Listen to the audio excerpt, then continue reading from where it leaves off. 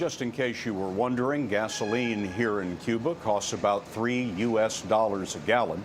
Back in the States, it fell another 2 cents overnight to a nationwide average of $2.48, and oil is down to just over $54 a barrel.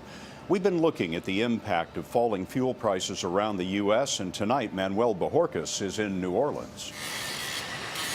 The sparks are still flying for Louisiana companies that make equipment for the oil industry, but the outlook has started to dim. When was it that you started to sense things are cooling down? I'd probably say within the last 2 months. Chris Aston runs Cajun Cutters, which has had to lay off 2 of its 90 employees in the last month. I find that the oil companies can probably survive, but until they see something steady, they're going to put some of their larger capital projects on hold. Oil and gas revenues account for about 14% of Louisiana's budget.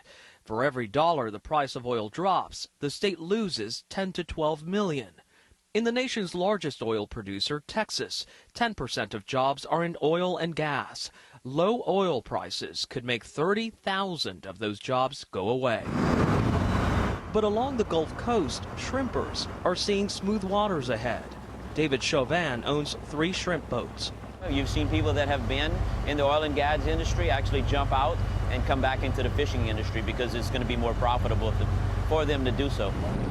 Large boats can hold 10,000 gallons of fuel, about 75% of their expenses. Chauvin says cheaper fuel means savings of $6,000 to $8,000 per trip and an edge over his stiffest competition. Our #1 challenge in this industry is definitely imported shrimp.